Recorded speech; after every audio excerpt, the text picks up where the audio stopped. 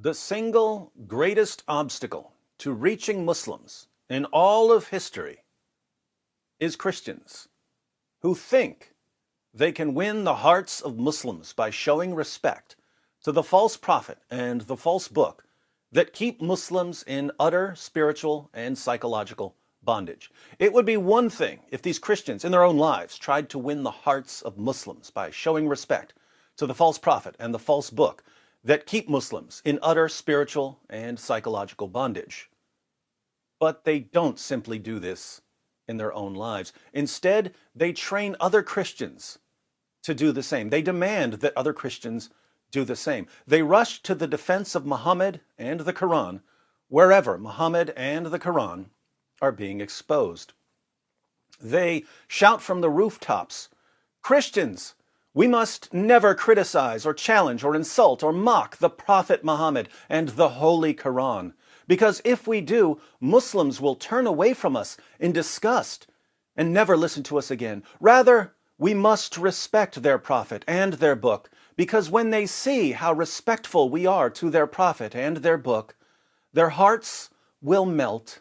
They will rush to us to embrace us, and then, only then, will they listen to us." Not surprisingly, since these Christians believe that nonsense, they view those of us who are constantly blasting away at Muhammad and the Quran as a hindrance to the gospel. We're somehow keeping Muslims away from the truth by destroying falsehood. And so these Christians decide that for the sake of the gospel, they have to attack us in order to get us out of the way so that they can go on winning the hearts of Muslims.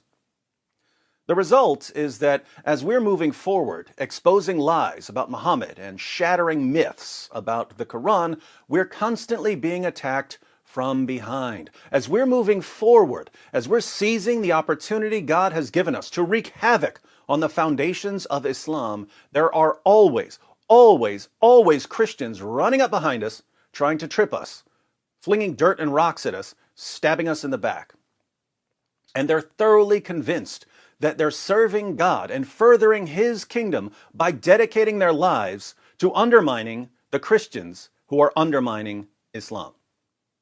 Of course, as we're being constantly tripped up from behind, we're simultaneously hearing from an endless array of keyboard jihadis who long for our deaths.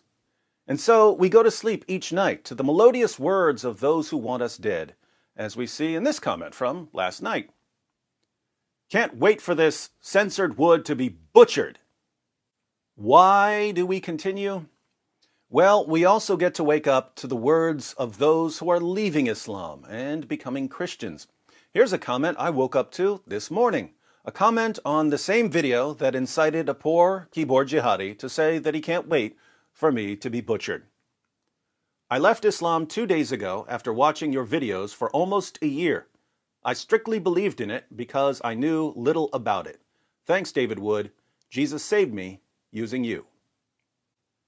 Christians of the world, if you want to lead a prisoner out of a dark dungeon into the light of day, and you notice that the prisoner is shackled to the floor, showing respect to the shackles is not going to help you rescue the person. You have to break the shackles. If you want to help Muslims, learn how to break shackles. Learn how to break Muhammad. Learn how to break the Quran. Muslims of the world, I am not here to be a spoonful of sugar that helps the medicine of the gospel go down more smoothly. I'm here to be an earthquake that shakes your religion to pieces until there's nothing left that can be shaken. And what can't be shaken is Christ.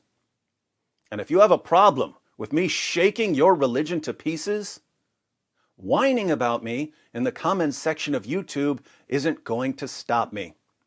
Longing for someone to butcher me isn't going to stop me. If you want to stop me, you're going to have to do what your fake prophet ordered you to do to the people who exposed him as the fake prophet he was. But you'd better bring an army, or you might get humiliated.